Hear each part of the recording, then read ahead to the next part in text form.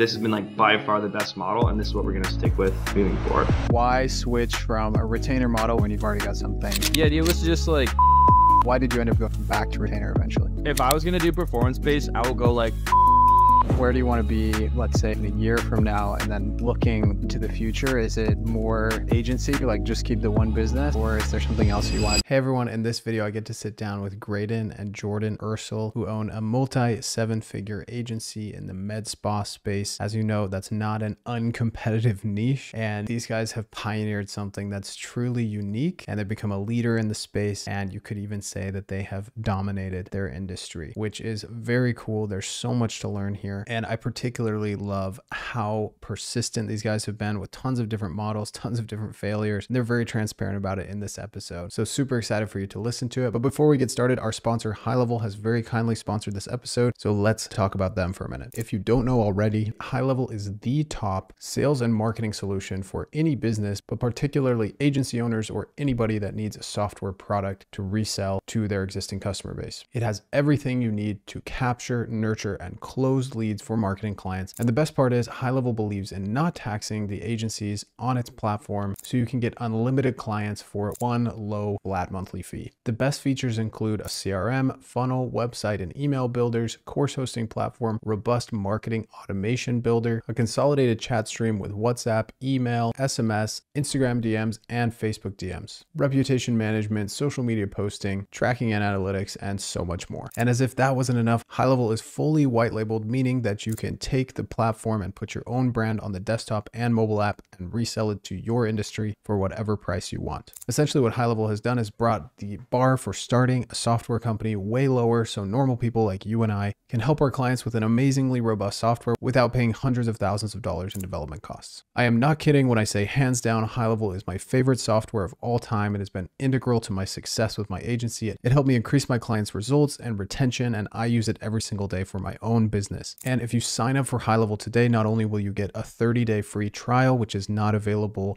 on their website, but you'll get all of the bonuses listed at itskeaton.com/mastermind, which gets you support, templates, and courses to kickstart your High Level journey and get those first few clients or scale to your next few clients. If you're already a High Level customer, you can also get all of those bonuses by upgrading to the next highest plan underneath my link. Instructions for that are also at itskeaton.com/mastermind. Alrighty, folks, I'm here with the Ursel brothers. Super excited for this interview because we were just talking about before we came on air that this is a full circle moment. Jordan is actually the one that introduced me to High Level. And as some of you know, the High Level affiliate commissions are like second tier. So now that I've been like actually accumulating a good amount of High Level affiliates, Jordan's been benefiting from that big time, which is very cool. So he gets 5% of what I earn every month without doing anything. So for those of you who are like, oh, I don't have time for affiliates, if you can just get one solid person on there, have them do all the work, it's solid. So what wouldn't you say, Jordan? Anything to add to that? Most valuable cold call of my entire life, I'd say. Yes. So we'll get to that story later, but I want to start with you guys. Just give us a little bit of an intro on yourselves, how you got into business, like if that story started before the agency, and then how you got into the agency and both your, initial model and then I believe some failures of other models that you tried, and then now what you've settled on, 5-6 years later. Yeah, sure. So I guess to start, we both grew up kind of always wanted to start a business, and we went to college, and then we got back from college, and we were both we're kind of spinning our wheels independently, trying to figure out something to do. And we failed a bunch by ourselves. And then we kind of joined forces, and our dad is, he's an owner of a medical spa, and he's always been kind of a big marketing guy. And we just kind of started helping him. And then we realized that we could start helping other people. So that was about 5 years ago. And we've just been kind of trying a bunch of different things. I don't know, Greg, maybe you want to talk about it? yeah, we've tried pretty much every model. Like we started off with the retainer model, and then we were doing like a pay-per show model. We did that with Alan, like Alex Ramosey's Alan, that came out like a couple years ago. We were doing pay-per-show, and then we tried to do pay-per-show internally with Go High Level, and that was kind of a failure. And then we went back to like retainer model, but then this whole time we were doing done for you stuff. So like we were doing everything for the clients. But then only recently back we started this. So we went all the way to the spectrum of like we do absolutely everything. So January 2023, like the start of this year, we were doing like full done for you, but we also were building a call center as well. So we went all the way of doing everything for the clients. And then like we had lots of success with this, but at that point we switched totally done with you. So now the latest model, we do done with you, you like high ticket for the first 8 weeks and then more like a low ticket retainer, but we teach clients, med spas, how to do their own marketing. And this has been like by far the best model. And this is what we're going to stick with moving forward. Very cool. So let's like back up a little bit on this model discussion. Why switch from a retainer model, which was working? I assume you guys were at like mid, 5 figures, like $50,000-$60,000 a month when you tried to go pay per show, or were you? We were actually quite up there. Our best month was like $250K when we were doing done for you. A lot of that was like pay in fulls as well. So it wasn't like $250K every month. Every month we were doing over like 150 to 200K. Sorry, but backing up, when you went from the initial like retainer model to pay per show. Oh, to pay per show? Oh, yeah. Sorry. Yeah, we were just about what you were saying, like 60, 70K a month. Okay. And the appeal of the pay per show model was like, it's easier to sell, or why make the switch there when you've already got something that's... Yeah, the idea was to just like take more of the work off the plate of the client and then just kind of give us more control of the results. So that was kind of like the reason that we wanted to do it. We, like the initial thought was that we were just going to be able to get people way better results by taking on a bunch of more of the work internally. Yeah, that's, and the whole 80-20 thing, right? It's like 80% of your clients, 20% of your clients will bring in 80% of the revenue. So the idea is that with pay per show, you capture more of the upside because you're going to be able to make a lot more money from those whale clients that want to spend like 10K a month on ads. That's the big selling point of pay per show. And what happened? Like, well, first of all, give us a little bit more details on how you were executing it. And then why did you end up going back to retainer eventually? Yeah, so like we did have success with pay per show, but I think it's better for some industry. It's better for like some industries than others. At least with med spas, there's a lot of offers you can run with the med spa. They have a lot of different services, very like heterogeneous service delivery. So there's like Botox, there's fillers, there's lasers, there's body contouring. And with pay per show, it's very difficult to like standardize the value of an appointment, right? Because the value of a Botox appointment is different than the value of a body contouring. And so I think pay per show is much better for industries with like one very specific service, and like the business has like one basic service that they're delivering. Maybe like mortgage or like more of a homogenous service delivery. Mm-hmm. But with med spas, there's a lot of different things, so it makes that very complex. So I think that was the biggest thing that made it hard to deliver on the pay per show. We've still got really good results, but also with pay per show, it's completely different than what we're doing now, which is more like, it's like SaaS, right? We're giving them the software as well, and then also helping them run their business. Whereas pay per show, it's like completely performance based. So it's like you need to be performing or else they're gonna like, why are we even using this agency? So it's just like two completely different ends of the spectrum. I personally don't know any like clinics, agencies in the med spa space who are killing it with pay per show. Maybe we could have got it to work, but what we're doing now, we just like, is way more, it's just a better business for us to run and more fun as well. Yeah. And when it comes to actually getting paid on the pay per show model with a local business who like, is processing and like, who knows what software, like were you guys processing payments and then giving it to them? Or you getting like, you get the upfront payment, they get a close to anything else? It was kind of the mix. Like as we move forward to like a pay per show with a call center, we'd be taking in all the payments. But before we were charging the client like per show. And that was another reason it was difficult. It was just like operationally very complex and just like setting client expectations a bit, like when they were charged and thinking like, why did I get charged for this person and not this person? And there was just a bunch of stuff that made it just kind of it was just a challenging business to run. It just wasn't a whole lot of fun, to be honest. Like we tried really hard and we felt like we did get pretty good results for our clients. But at the end of the day, it was just like, it just felt like we were just kind of like pushing a wet noodle up a hill with our noses a lot of the time. It was just that is huge pay, man. Describe it. What an analogy. Yeah. I was going to say round peg square hole, but wet noodle up. Much better.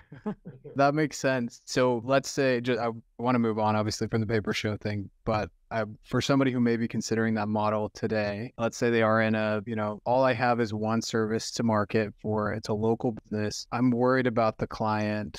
My worries that I've heard are like pay per show, but like the person shows up, they could never afford it in the first place, or like they just felt like they wanted to show up and like waste everybody's time. So the business owner gets mad about that. So either they lie to you and say they didn't show up, or they're upset that they did show up and then they don't close. And then there's just other, like when it's not an online business where you can track every single dollar coming in, it's really hard for you to determine like how much you're owed. And then the business owner's like never going to be satisfied, right? Any thoughts on that? Yeah. If I was going to do performance-based, I will go like all the way to the end and not even do pay per show, but just do like a rev share model, like work with very, very few clients. I see. Like 5 to 10 clients that you work with, and you just be like a growth consultant with those clients, have a super lean team, maybe you and like 2 other people, and just work on like a performance basis as a growth consultant for those clients. And I think that's a great way to start, because you'll be working very intimately with those businesses. You'll have a lean team. Your compensation will be performance based, and you'll just do it based off of sales, which is also a really easy offer to make. So it's easy to get new clients that way. So if I was going to start off with a performance base, I would go that way. And then as you get more experience, you can like start to productize it and do it more like a retainer model like we're doing now. Yeah, that's really cool. I love that, because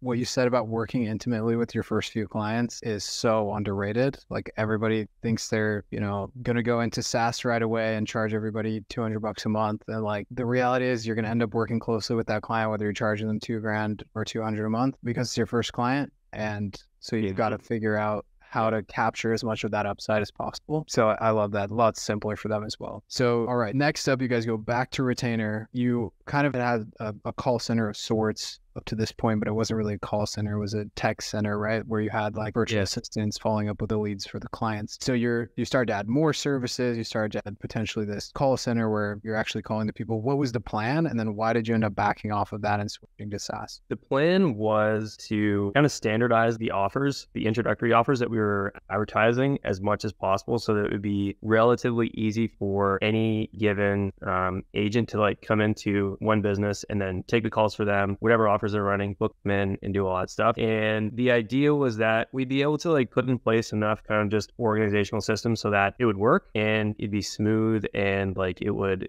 just operate properly. But what ended up happening is that as we like got more people in, as we brought in new clients, and then as we were like trying to train new agents, and each different clinic had their own booking system, and there just wound up being so many different things that as we brought new people in, it just wound up being too much stuff to kind of handle effectively. And we just had upset clients. We had our team who was kind of confused about what was going on, and it was just around like it wasn't working super well. And in addition to that, there's also the ads. There's also like training our clients on like how to make sales, how to package. There's just too many different things that were going on, and it was a good experience because we did learn a lot about like how our clients' businesses worked and like the type of things they wanted. But I think we were just a bit too scattered of an approach, and we were trying to do too much, and so we wound up just like not doing it effectively. And yeah, like Greg said, if we were gonna go back and do it again, what we would do is we'd go to one client, we'd say, hey, we want to blow it up for you, and we're gonna work super closely with you. And then we would just bring in like 1 or 2 callers, and then we train them just like super, super well, make sure everything is super smooth before ever moving on to anybody else. But we kind of got ahead of our skis a little bit. And so we wound up, making some mistakes and didn't end up working out. But yeah, after that, we decided to kind of move into SaaS. And since then it's been going super well. Yeah, and the whole like trigger to move into SaaS was ChatGPT's integration with Go High Level, because like I've wanted to kind of do SaaS for a while. It's kind of been like this shiny object, right? Like, basically sell the software to your clients and then teach them how to do everything. But the big bottleneck for me was that if you set up a software for your clients, the big thing they're going to drop the ball on is the lead follow-up. And so that's why up until ChatGPT, we had a team of people doing all the follow-up. And that was like a big differentiating point of our service, that we actually have people in there doing all the messaging for them. But that's very difficult in a SaaS model when you have like super low ticket, having someone do it for them, like people messaging, it just doesn't really work very well. But then as soon as ChatGPT came out and we could set this AI up for the client with their SaaS, like, now is the time. Then we launched it around May, and we were just like so set up for it because we've been working with med spas for so long. We've been doing offers for so long, ads for so long, that we were just like perfectly set up to teach them how to do it. Because the way I look at it, it's much harder to teach a clinic to run ads. It's actually very difficult to do that because you need to have such an expertise to break it down to like very, very simple terms. If you don't have a ton of experience doing it yourself first, it's gonna be very, very difficult for you to teach a clinic how to do that. Since we spent so long just like trying out so many different models and getting so much experience, we're just set up really, really well to teach clinics how to do it. So it's like a lot of things came together at a good timing. And that's why we're able to have a lot of success with this model. Yeah, I love that. I remember when Jordan told me what you guys were doing, I was surprised because you were the initial like push for my agency to become an appointment setting agency as well as a lead gen agency, which helped out massively, by the way. Like I never thank Jordan for that, but that was like, you guys told me it was possible and then we figured it out, and like it's so much easier to sell when they don't have to follow up with the leads. However, I was like, dang, are these guys going to like shiny object mode? But exactly what you said, it's the expertise and like the time in the niche that allows you to move to this higher leverage model where you're mostly doing consulting with some tools, and like everybody's happier, everybody's actually doing better, ironically, with you like less of your hands actually doing the work, because they can run their business how they want to run their business and take what they like from what you say and implement it, and take what they don't like and just kind of discard it for the time being. But it's, you earn your stripes, you earn the ability to go into a niche and actually be able to look at a situation and tell them what to do and have it work. And the reality is most people heading into SaaS nowadays are like set up for failure. They're just going to like take the software and do absolutely nothing different with it. And then eventually their client's going to come to them and be like, how do I do this? And they're going to be like, I have no idea. Any thoughts on that? Yeah, like a lot of the things we end up doing are things we were doing before, but you can just kind of, you can set up high level to do in like unique ways. Like one big thing we're launching shortly is a membership program. And like we've had this thing built out for a long time that our dad's been using. It's been working super well. And it's like the coolest thing about the software is like you can just, if you have cool ideas, you can just package it up and you can like move it out to a lot of people really quickly, really easily. But you just have to have the ideas to begin with. And you kind of have to know like what's going to work and what's not going to work. But yeah, like you're saying, like once you, like when you get the experience, you can then just implement all kinds of crazy stuff. And like sky's the limit. It feels like every month we have like some cool idea that we're going to implement. And like there's so much to do. It's so cool. That's great. Talk to me about margins, because it seems like less, another thing where I'm like, what, like drop your retainer? Like, you know, should never decrease your prices type thing. But you guys seem to be having more fun, like taking more home every month and running a business. Even if you're taking less home, running a business that's way more worth it per hour you put in. Talk to me about the SaaS lifestyle that you've liked, and then also just what observations on margins when it comes to the model you guys have chosen. Yeah, margins are way higher. Our margins are like, they're around like 50 to 60%. And that's not even like with all our back end, because we have so many clients. This is only 8-week program, because what we do is we charge up front for the 8 weeks, or high ticket for the 8 weeks. So we charge $5,000 for the first 8 weeks, and we charge $797 a month after that. And we have like 40 clients still on the 8 weeks. So we have most of our revenue still coming from like the initial $5,000 for the 8 weeks, but our back end really built up that much yet. So even now, like we're still like, our margins are nice, and like it's way less stressful. Like George, he almost went crazy like multiple times just running the ads. So like he legitimately was like losing his mind trying to run all these ads for all these med spas, because they all have different treatments. And so it's very difficult to like manage like hundreds of accounts who all have different treatments. Just way too many variables to possibly standardize anything. So he doesn't have to worry about that anymore. We've also just recently implemented group calls. So now we have 4 like group webinars every day. So we have 4 hours of group calls every day. So we have one account manager right now. He's managing like 125 accounts, and people just like get on those group calls. It's super helpful because it's more of a community aspect. They can see other clinics getting help as well. So that's way more efficient. Most of the problems now are taken care of by like one of our 3 tech people. So like it's way more chill now. We like enjoy it a lot better. Like I'm a lot more removed than Jord is at this point, because he's more operations, but way better for him than it was, way better for me than it was. Just like a way more less stressful. Like I don't know if anyone listening to this knows like Joe Polish of marketing. He's like one of the first marketing podcasts I listened to, and he says like there's 2 types of businesses. You have a half business, which is hard, annoying, lame, and frustrating, and an elf business, which is easy, lucrative, and fun.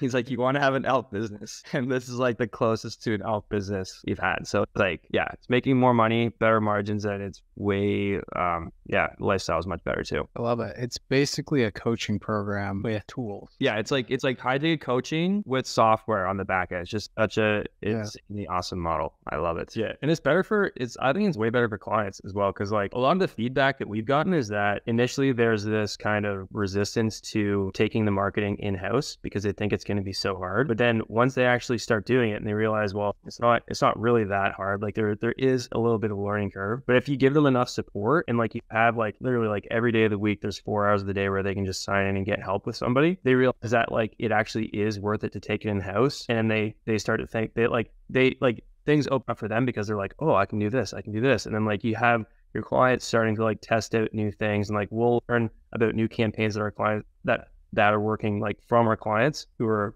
are launching their own. And so it just ends up being a big win-win if you can just give people enough support and you can make people believe that it's worth it. And then they start implementing, and then like it just works way better. I love it. It's funny because I'm essentially running the same business as you guys, but instead of having the software on the back end, it's just affiliates on the back end. So it's like coaching, like there's a course they can buy to DIY 100% with a little bit of support. There's a one-on-one program where you can work more closely with me. And then there's just the software or just, just the affiliate side for me. And for anyone listening, like, again, as a beginner, it's going to be tough to be the consultant because you're going to be scared to death. Someone's going to get on a call and ask you a question that you don't know. So you've got to go through the period. But once you're there, I find consulting so much more rewarding and easier because somebody comes to me and they're like, I'm not getting clients. I don't know why. And instead of thinking like a marketing agency where I'm like, well, we just need new creative and like new this and new that. It's like, well, let's back up. There's actually a lot of ways to grow your clinic. What's your end goal? Let's go through,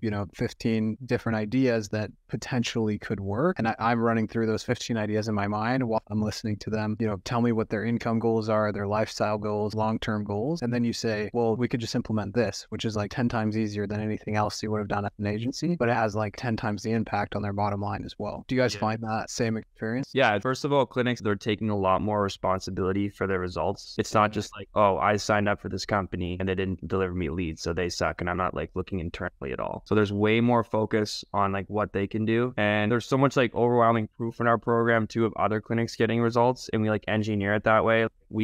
I have this like, here's like a cool tip for anyone that wants to like, it's really important for someone to join your group and see other people winning. So we actually give out a free like we give out a MacBook Air every 2 months. And the way people enter is like they post their wins in the group, right? So if they post a big win, they get like more points to enter in the draw. It's like kind of gaming it a bit, but people are winning anyways. They just weren't incentivized to post it. That's one thing when people join and there's like so much proof that other people are getting good results. That shifts the responsibility inward a lot as well. So people are like you said, they're not just focused on like, are they delivering leads or not? It's more like they're looking at all different areas of their practice when they're not getting results as well.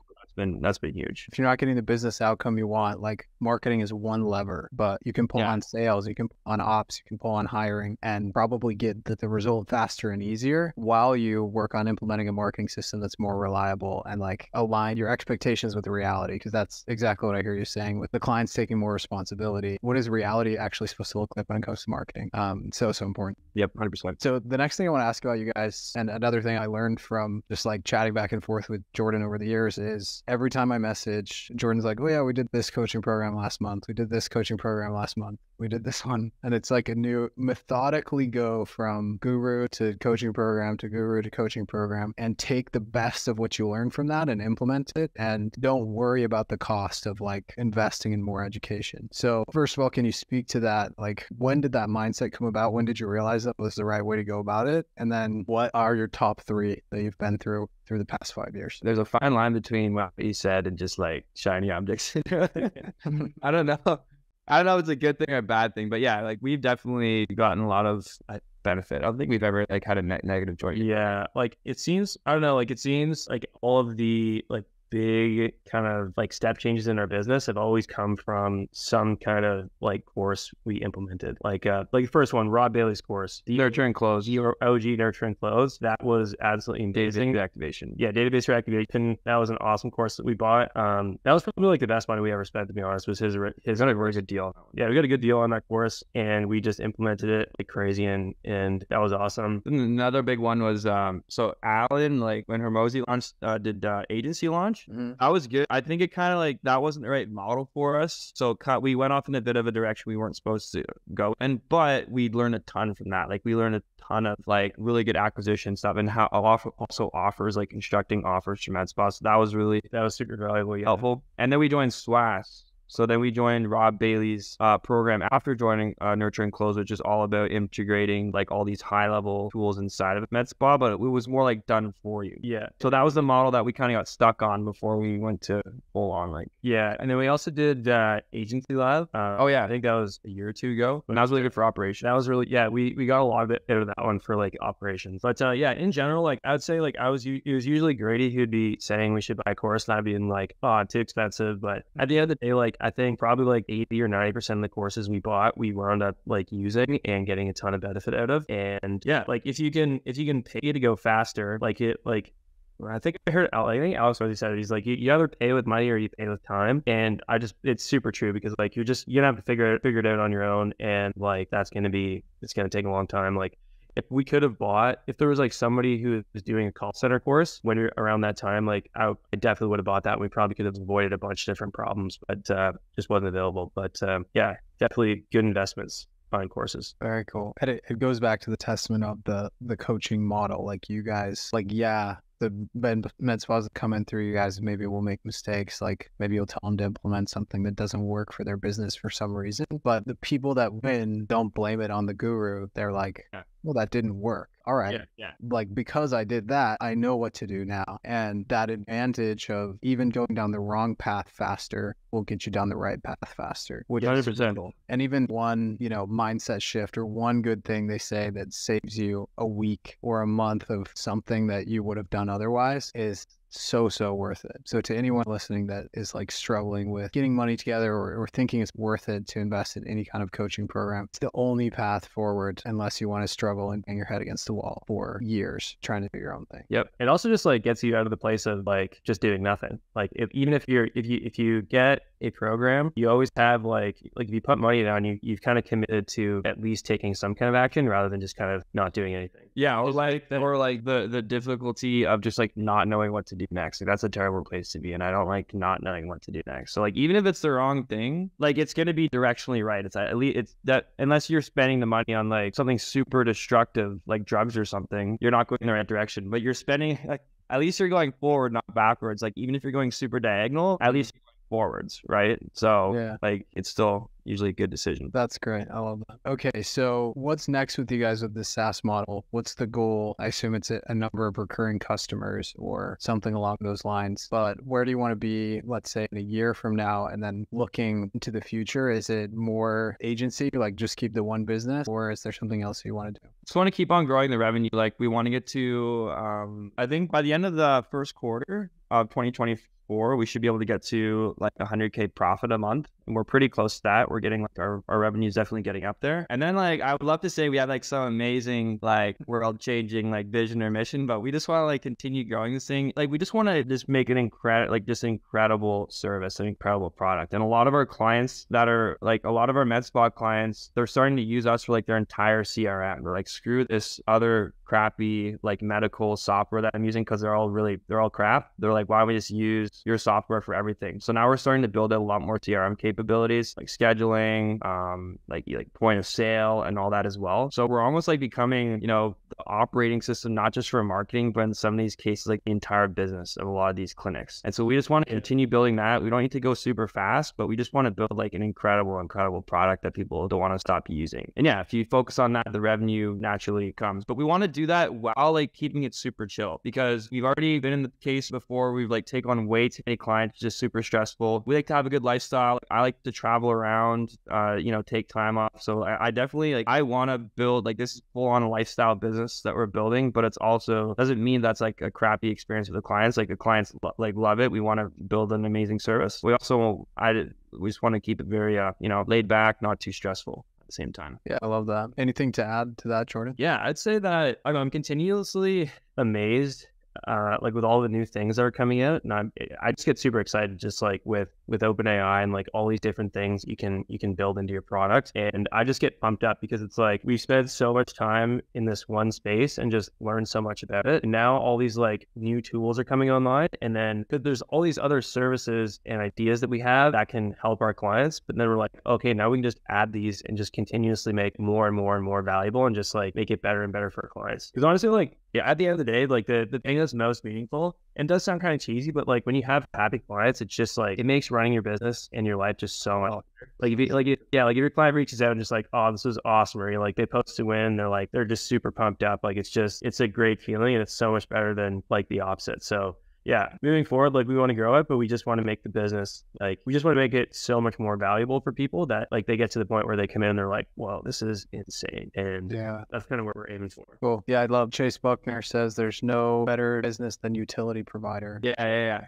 He says that, like Rob Bailey said that. I was talking to him a while ago. Like, yeah, like what does someone do when their water gets shut off, or like instantly calling like, oh, did my credit card fail or something? Like, that should be the goal. Yeah. Like, facility. I love that when you said operating system, Graydon, that's so sticky. Like that's something you could sell, you know, for a really good multiple down the line when they see how good the retention is. Yeah. And I love the focus on product. It's inspiring to see people. I mean, I totally agree on like the lifestyle. Like I want to improve professionally, but I also just want to enjoy the process. And it's cool to see. I heard the internet compared to like the gold rush. Like the internet is the gold rush of today. And, you know, all of us, like all those kids that told their parents, like, I'm going to go get rich with the gold rush. They were like, you're crazy. And now, you know, it's so possible to have this awesome lifestyle. For all the like Hormozy fanboys out there, I feel like nobody understands that that's the power of what he did with Gym Launch, is like go in there and tweak the model and then throw fire on the flames with marketing. Like it's not about anybody listening. Go read his Gym Launch Secrets book, because that to me contains some of the most like hard, cold facts on like how to improve a local business and anything else I've read. And he would go in, be like, okay, how can we go from, you know, 15 to 20 people in a gym class? Therefore, we're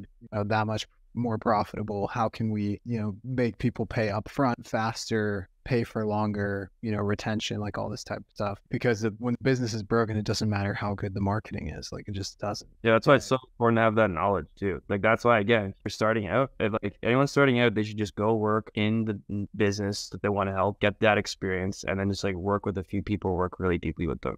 I think that's the best way to go about it. It's not what people want to hear, but yeah, it's the best path, I think, most effective path. 100%. I actually, at the high level conference last year, I ran into this guy just came up to me. He's like, hey, like I saw your videos. In one of your videos, you said to go get a marketing job. So I got a marketing job and now I'm here. Like he paid for me to come. That's awesome.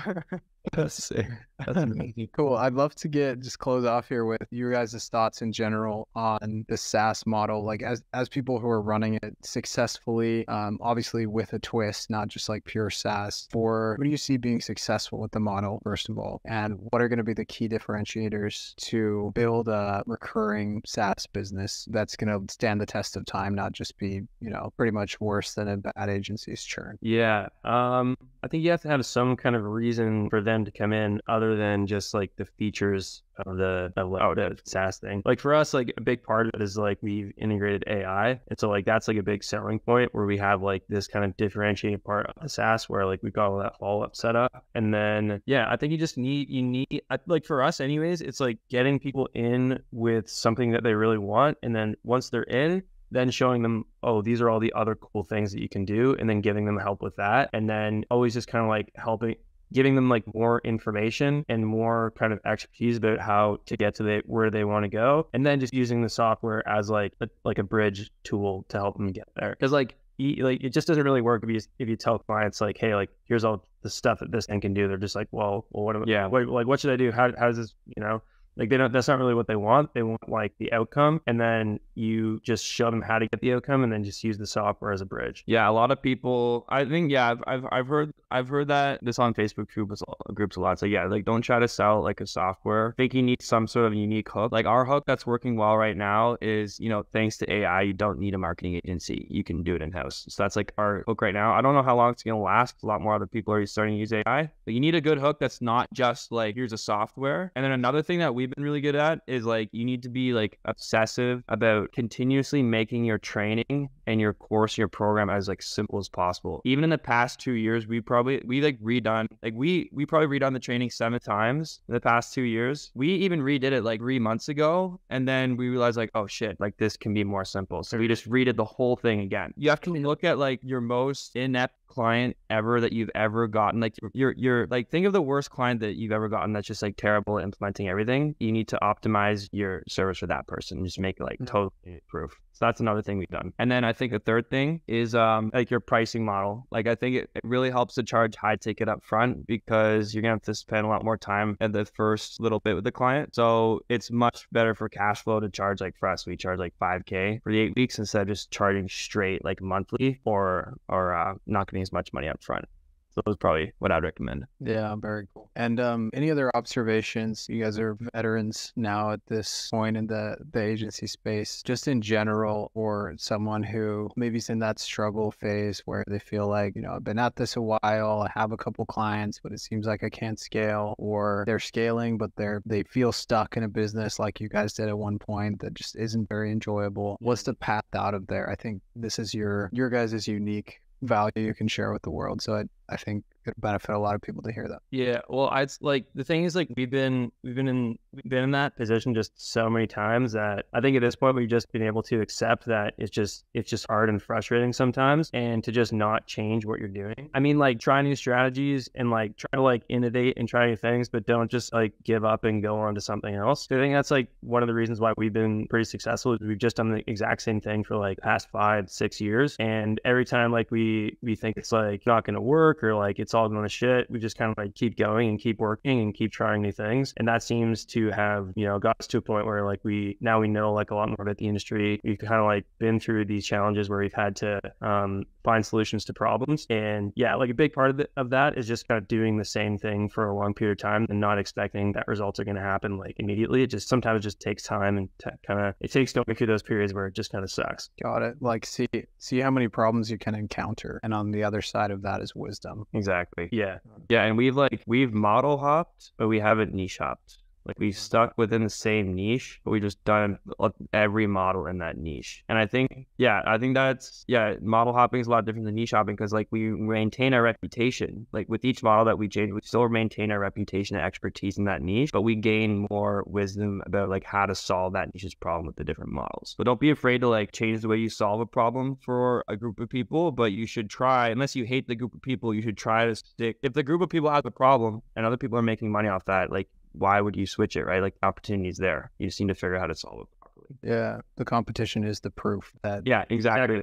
Yeah, and there's a lot of competition. Yeah, I suppose, for sure. Love it. Guys, thanks so much. This is amazing. Yeah, for sure, man. Thanks, Ian. Appreciate it. Yeah. Thanks for those affiliate checks. Keep it coming.